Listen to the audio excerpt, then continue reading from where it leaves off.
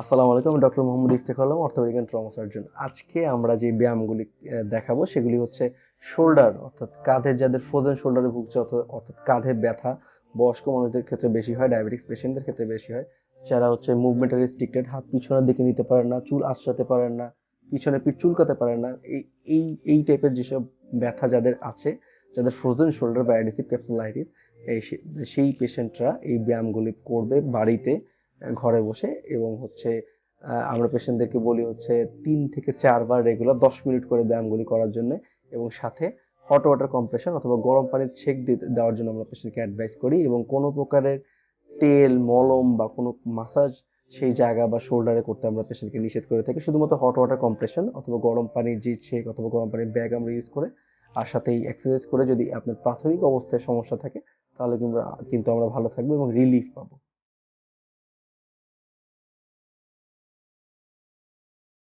যে কোনো চেয়ার বা কাউচে বসে পেশেন্টের হাতটা ঝুলিয়ে দিয়ে এই সুইঙ্গিং মুভমেন্টটা করবে সামনে পিছনে 5 মিনিট ধরে।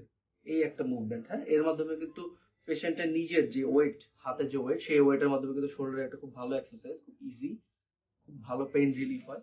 আরেকটা এক্সারসাইজ হচ্ছে পেশেন্ট হাতটা ছেড়ে দিয়ে সামনে পিছনে,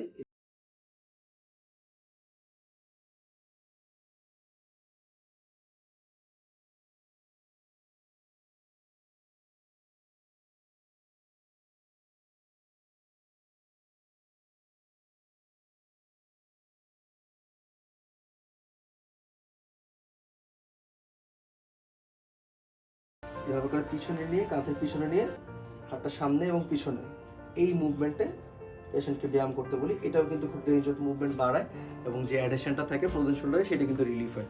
এই ছোট ছোট কয়েকটি কাঁধের ব্যায়ামের মাধ্যমে আমরা কিন্তু খুব সহজে অ্যাডেসিভ ক্যাপসুলাইটিস বা ফ্রোজেন শোল্ডার থেকে কিন্তু, যদি এটা ইনিশিয়াল স্টেজে থাকে, তাহলে কিন্তু যে কোনো ধরনের ইন্ট্রা-আর্টিকুলার ইনজেকশন ছাড়াই আমরা রিলিফ পেতে পারি এবং ভালো হতে পারি।